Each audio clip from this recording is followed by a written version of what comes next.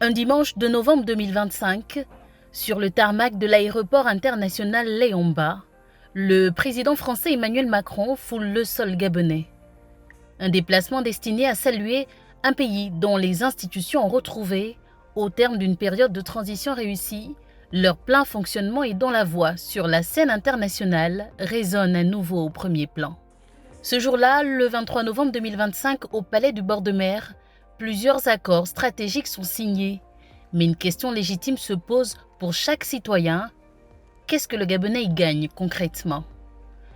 Tout d'abord, évoquons le chemin de fer. Le Gabon, la France et l'Union européenne s'engagent à moderniser et sécuriser le chemin de fer transgabonais. Cette voie vitale de 648 km reliant Libreville à Franceville.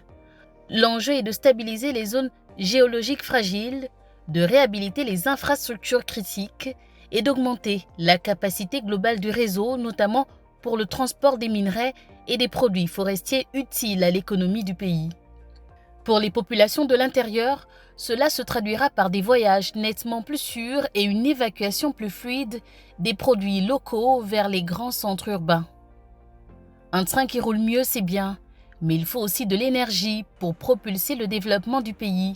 Et c'est tout l'objet du deuxième accord, un partenariat avec EDF visant à moderniser le réseau électrique national et à accroître la part des énergies renouvelables. L'idée ici est d'éradiquer les délestages et étendre l'électrification aux zones encore isolées pour le bien-être direct des populations. Même logique pour l'eau, objet du troisième accord. Le partenariat signé avec le groupe Suez vise à renforcer structurellement l'accès universel à l'eau potable pour les ménages gabonais qui aujourd'hui encore font face à des difficultés d'approvisionnement. Conscient de cette urgence, le chef de l'État mobilise les partenaires et impose des mécanismes techniques et de bonne gouvernance. Le but recherché est d'obtenir des résultats rapides pour que l'eau coule enfin de manière régulière au robinet de chaque foyer. Quatrième accord, les mines. Le manganèse et le nickel gabonais figurent parmi les ressources les plus prisées au monde. Avec le groupe Eramet, une dynamique est enclenchée pour accentuer la transformation locale de ces minerais, notamment à Moanda. L'idée ici est que le Gabon dépasse le stade de l'exportation brute pour capter la valeur ajoutée industrielle, générant ainsi un impact économique et social direct à travers la création de nombreux emplois pour la main-d'œuvre locale. Cinquième accord, enfin, la forêt.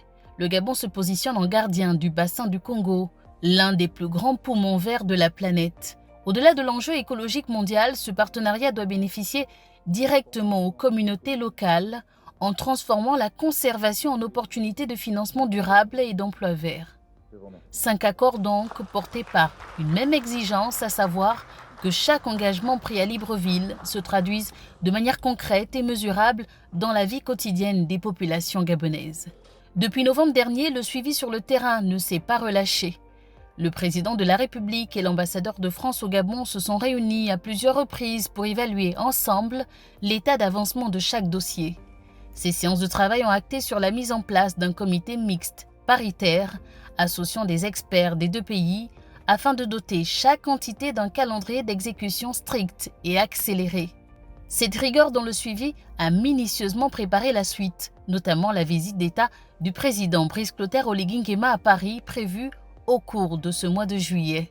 Ce déplacement permettra de consolider la dynamique initiée à Libreville le 23 novembre 2025, d'évaluer les réalisations et d'accélérer les chantiers en attente de concrétisation.